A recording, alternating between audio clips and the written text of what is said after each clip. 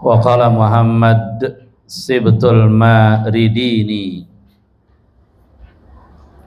dan berkata Muhammad Sibtul Maridini Ad-Dimashqi, ya, wal khunthal mushkilu qismani. Khunthal mushkil, banci yang dia muskil. Muskil itu artinya ya tidak jelas, samar, ihtimal, bisa perempuan, bisa juga laki-laki. Kismun, kismani, itu dua bagian. Kismun lau alatur rijal, satu bagian dia memiliki alat laki-laki. Itu guysnya, maksud alat laki-laki di sini minazakari wal baydotaini, yaitu berupa zakar, bata penis, wal baydotaini, dan dua biji. Ya sudahlah, pasti paham deh, jangan dilanjutin dua biji apa. Nah ujung-ujungnya nanti biji bakso deh. Wa alatun nisa, dan alat perempuan jami'an seluruhnya. Jadi punya alat laki-laki dan juga punya alat perempuan. Wa qismun, satu bagian lagi, ini model panci yang kedua, lau baginya sakbatun. Di sana ada sakbah, ada lubang. Yakhruju minha al-baulu, yang keluar dari lubang tadi kencing, air pipis keluar dari lubang tersebut.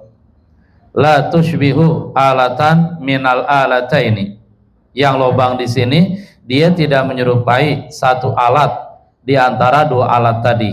Ya, artinya tidak menyerupai alat laki dan tidak menyerupai alat perempuan.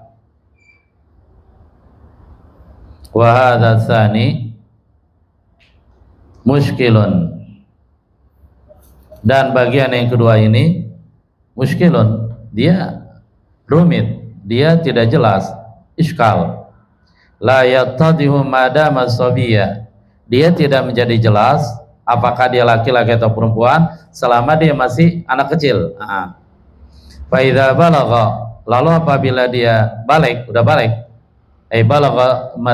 balagha sinna taklif, amkanat tidahuhu, maka memungkinkan menjadi jelasnya. Itu pandangan Muhammad Sibit Al-Maridini. Nanti dia akan jelas sesudah dia balik. Oh laki-laki, oh perempuan. Itu. Walau sementara yang pertama yang punya dua alat kelamin, dia punya dua alat kelamin laki-laki ada, alat perempuan juga ada. Qad yattadihu, terkadang dia juga bisa menjadi jelas nanti. Wa in kana sabiyan, walaupun dia masih kecil. Wa qad la yattadihu, dan terkadang juga tidak menjadi jelas, tetap samar. Intaha, selesai ucapan Muhammad Sibit Al-Maridini. Far'un, ini satu cabang, dibaca.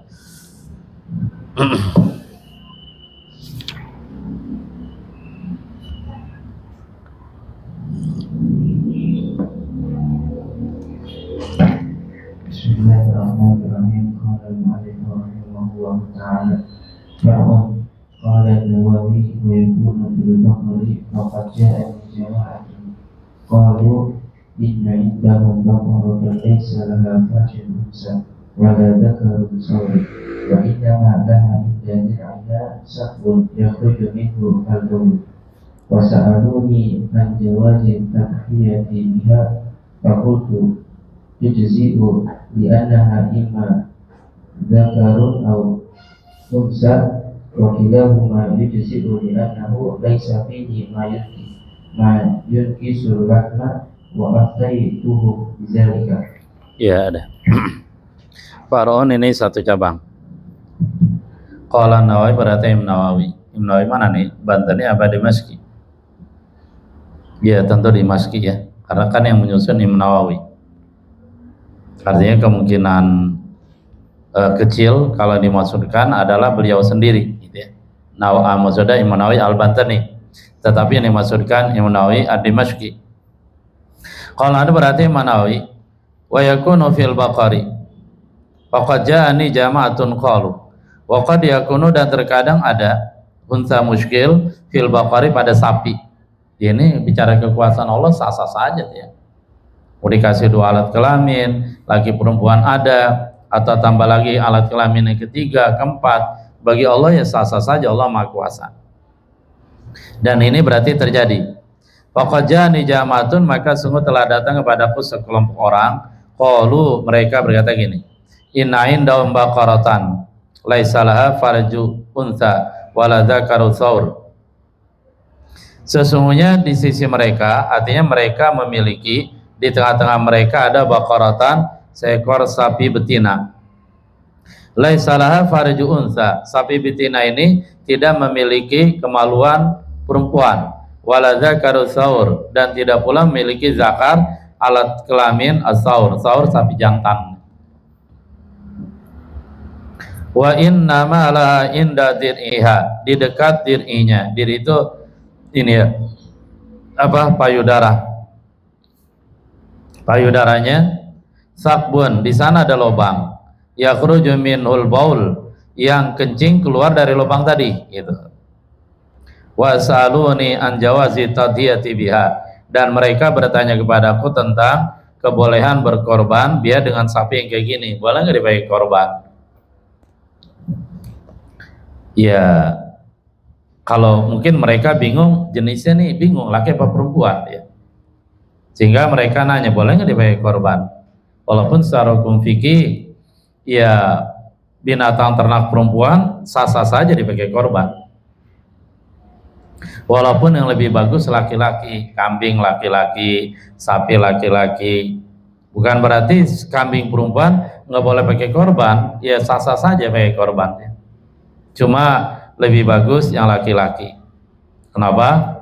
Berapa alasan. Pertama, daging yang laki-laki itu lebih enak ketimbang daging perempuan. Kedua, dengan dikorbankan laki-laki itu nanti banyak janda, lumayan banyak janda ya, daripada banyak duda. Artinya dengan dikorbankan laki-laki tidak jadi masalah, karena yang tersisa adalah binatang kambing yang perempuan, dan itu nanti kan akan terus bergenerasi, akan terus beranak pinak, tetap menjadi banyak. Berbeda kalau yang dikorbanin perempuan, wah perempuan dikorbanin, kambing laki-laki jangan, misalin ini ya, ya sudah nanti yang banyak duda gitu, jadi repot urusan. Enggak, maksudnya adalah kalau seandainya dikorbankan yang perempuan, nanti regenerasi beranak pinaknya bisa terhenti, itu regenerasinya bisa berhenti, karena kan binatang ternak atau kambing yang perempuannya jadi dikit, yang banyak laki-lakinya, bisa perang dunia. Alasannya itu sebenarnya. Fakultu, aku katakan tujzi'u, ya mencukupi, boleh dipakai buat korban. Tujzi'u tadhiyatu biha liana imma dzakarun aw untha, karena sesungguhnya sapi yang kayak tadi dia kemungkinan laki-laki bisa, kemungkinan perempuan juga bisa. Wa kilahuma, dan kedua-duanya jenis laki dan perempuan, yujzi'u, itu mencukupi, artinya boleh dipakai buat kurban. Kemudian dari segi tinjauan dagingnya, liana laisa fi ma yang kusuk, ada yang baca yung kisu, ada yang baca yang kusut ya. Lianahu laisa fi, karena sungguhnya tidak ada padanya ya pada binatang tadi ma yang kusul lahma, sesuatu yang mengurangi dagingnya. Artinya melihat dari segi dagingnya, dagingnya nggak kurang, dagingnya banyak. Kambing dikebiri kan boleh pakai buat kurban, malah dagingnya jadi bagus gitu ya. Wa aftaituhum bidzalika, dan aku berikan fatwa kepada mereka bidzalika, dengan fatwa tersebut. Faslun fi syuruti jawazi jami taqdim, dibaca.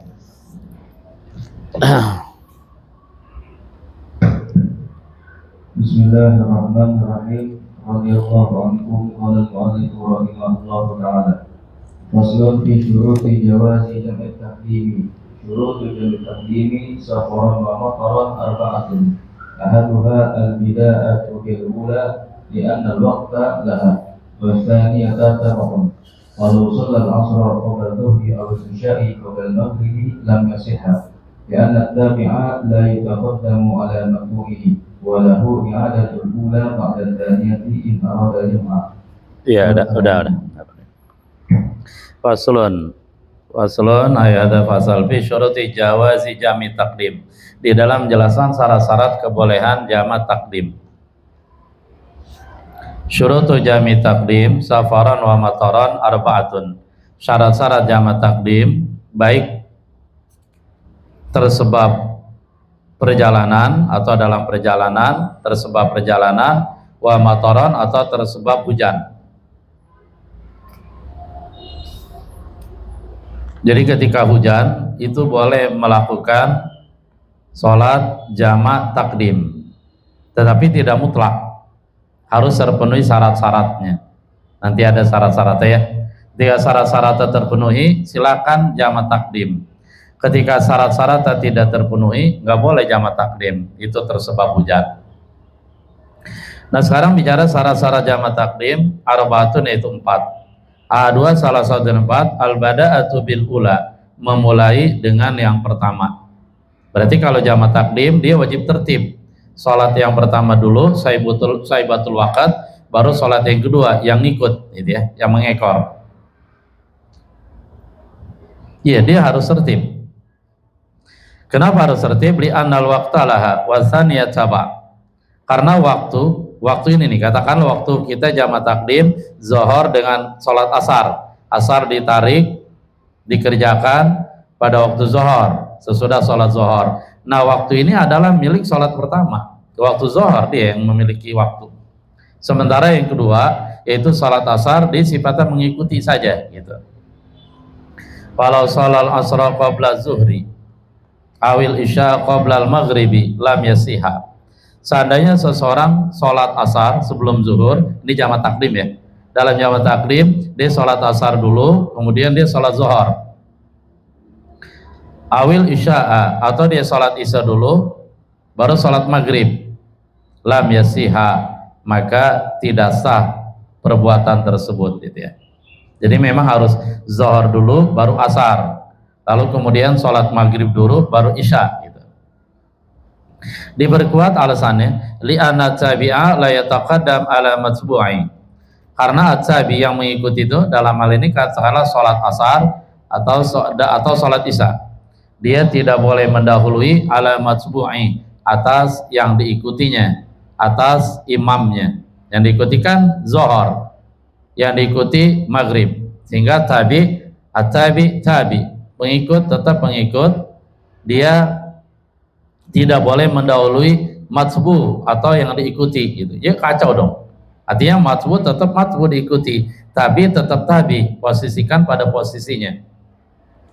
Walau i'adatul ula ba'da tsaniyah in arada al-jam'a. Walau dan boleh bagi i'adatul ula, mengulang salat yang pertama. Ba'da tsaniyah, sesudah salat yang kedua. In arada al-jam'a, kalau dia menginginkan jamak.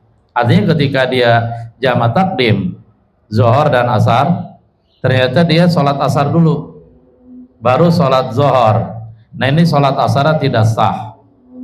Kalau memang dia tetap ingin menjamak, ya sudah, sesudah sholat zuhur dia sholat asar lagi gitu.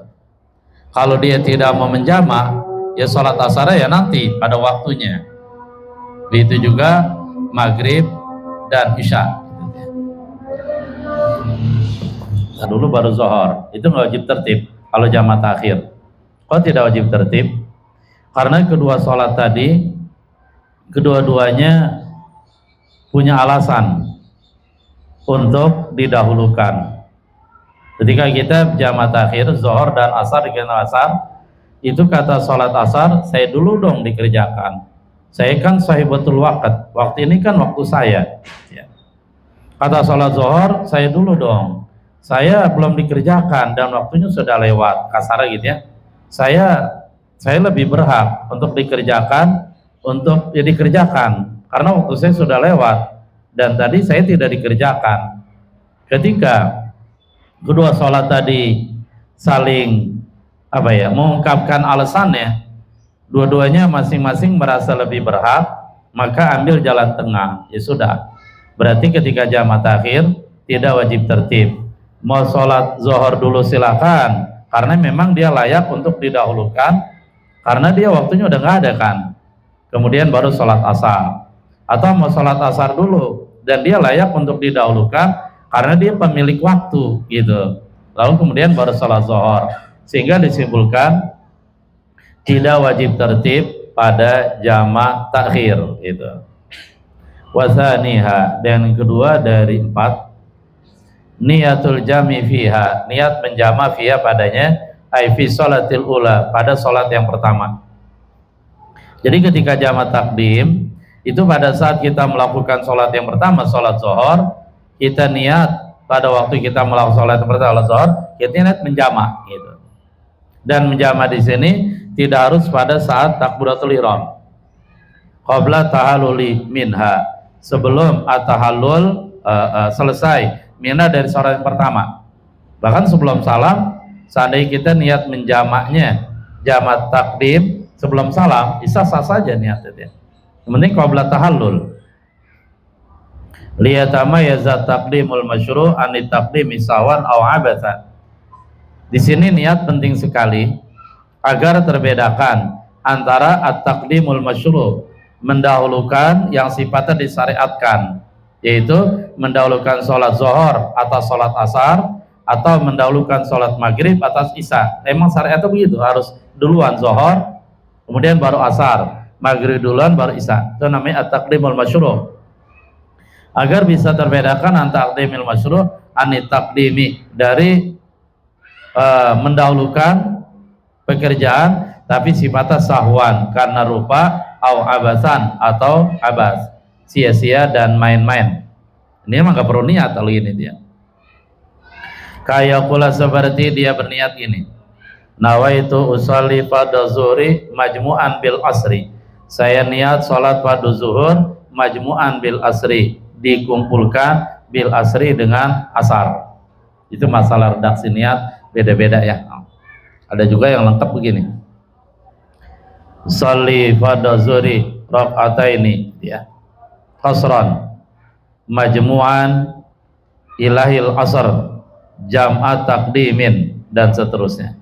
Kemudian ketika sholat asar, usolli fadol asri raka'ataini qasran majmu'an ila zuhri jam'a taqdimin. Saya ulang, niat sholat zuhur, usolli fadol zuhri raka'ataini qasran majmu'an ilahil asru jam'a taqdimin.